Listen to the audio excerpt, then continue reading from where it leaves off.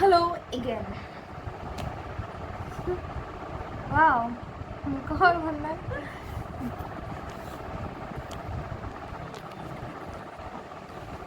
Hi. So here we again with our Gita Shlok, and today we will doing Shlok from number 29. No. 31 to 30. 5. 31. Okay. to 35. So we are doing this 30 to 35, 31 to 35 in today's video. So let's start it. You start. Yeah, I will. India wants to know. So ये जो 30 पढ़छीस 31 है पहले जो देखा था कि मैं जब 30 तक श्लोक का मीनिंग था कि अर्जुन काफ़ी दुखी थे क्योंकि वो अपने फैमिली के अगेंस्ट ही मतलब वार करने वाले थे and he is just explaining his feelings what is going through right. So आज हम लोग पढ़ेंगे from 31 and it is mentioning here that Arjun is saying I do not see how any good can come from killing my own kinsmen in this battle. Nor can I, my dear Krishna, desire any subsequent victory, kingdom or happiness. And from shlok number 32 to 35 he is describing, O Govinda, of what avail to us are a kingdom, happiness or even life itself when all those for whom we may desire them are now arrayed on this battlefield? O Madhusudana, when teachers, fathers, sons, grandfathers, maternal uncles, fathers-in-law, grandsons, brothers-in-law and other relatives are ready to give up their lives and properties are standing before me, why should I wish to kill them even though they might otherwise kill me? O maintainer of all living entities, I am not prepared to fight with them even in exchange for the three worlds, let alone this earth. What pleasure will we derive from cleaning the sons of Dhritarashtra? Okay, so now he is asking to Lord Krishna कि मतलब क्या ये मतलब सच में ज़रूरी है?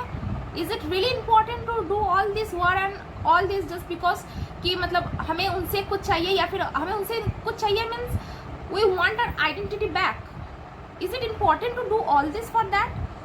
So now you will explain this in Hindi first and then in Sanskrit, right? So let's. तो अर्जुन कह रहे हैं, वो कंटिन्यूएशन में ही बात कर रहे हैं, हे कृष्ण, इस युद्ध में अपने ही स्वजनों का वध, तो ये भी वर्ड हमें देखना चाहिए कि वो स्वजन यूज़ कर रहे हैं, वो शत्रु यूज़ नहीं कर रहे हैं. मतलब ह्यूमन इमोशंस ने उन्हें पूरी तरह से घेर लिया है.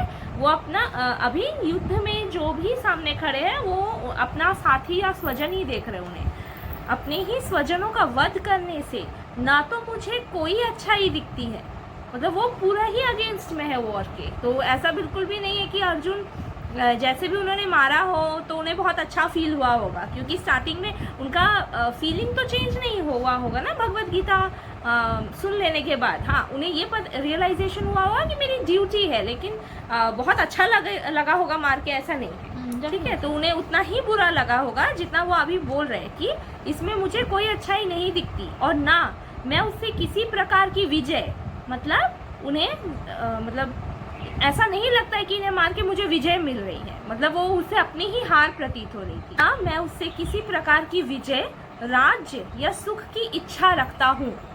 युद्ध क्यों हो रहा था कि वो 5 गांव मांग रहे हैं, वो भी नहीं दे रहा है दुर्योधन. वो भी अभी युद्ध क्षेत्र में खड़ा होकर अर्जुन बोल रहा है मुझे नहीं दिखता है, मतलब राज्य सुख भी मुझे नहीं चाहिए. ठीक है, हे गोविंद, हमें राज्य सुख अथवा इस जीवन से क्या लाभ, क्योंकि जिन सारे लोगों के लिए हम उन्हें चाहते हैं वे ही इस युद्ध भूमि में खड़े हैं. हम लोग क्यों चाहते कि अरे यार बहुत पैसे मैं इनकम करूं, मैं वर्ल्ड ट्रैवल करूं. ठीक है, आजकल के मतलब यंगस्टर्स तो ऐसे ही चाहते हैं, लेकिन किसके साथ वर्ल्ड ट्रैवल हम करना चाहेंगे? अपनी फैमिली के साथ, फ्रेंड्स के साथ, अपने पार्टनर के साथ. ठीक है, तो सब लोग तो युद्ध भूमि में खड़े हैं. ठीक है, हे मधुसूदन, जब गुरुजन, पितृगण, पुत्रगण, पितामह, मामा, ससुर, पौत्रगण, साले तथा अन्य सारे संबंधी अपना अपना धन एवं प्राण देने के लिए तत्पर पर है और मेरे समक्ष खड़े हैं, तो फिर मैं इन सबको क्यों मारना चाहूँगा, भले ही वे मुझे क्यों ना मार डाले। मतलब इतना दूर तक अर्जुन ने सोच लिया कि वो मुझे मार डाले फिर भी ठीक है, मैं नहीं मारूंगा।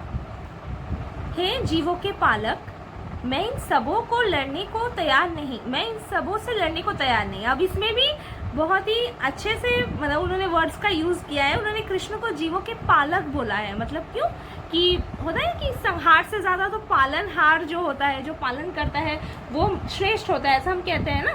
तो इसलिए उन्होंने उनका वो फीचर या कैरेक्टर दिखाया है कि आप तो पालनहार है, तो आप इस संहार को तो कभी भी सपोर्ट नहीं करोगे। हे जीवों के पालक, मैं इन सबों से लड़ने को तैयार नहीं, भले ही बदले में मुझे तीनों लोक क्यों ना मिलते हो।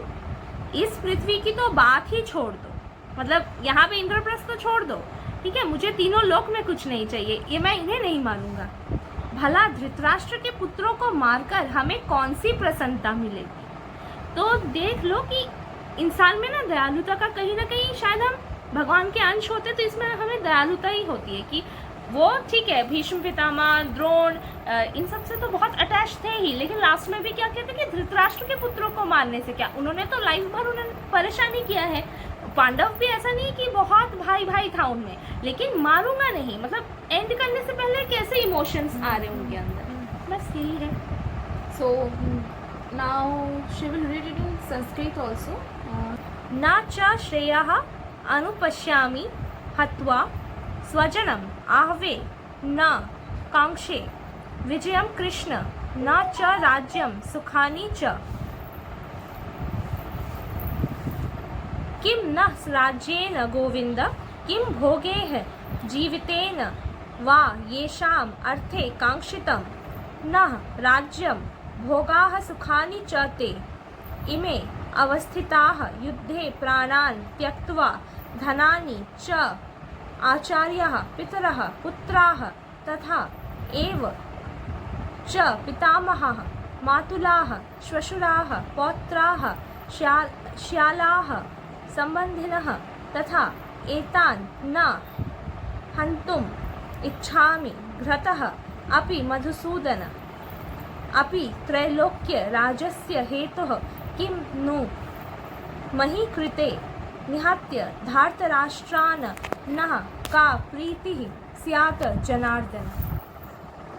सो ये था संस्कृत श्लोक।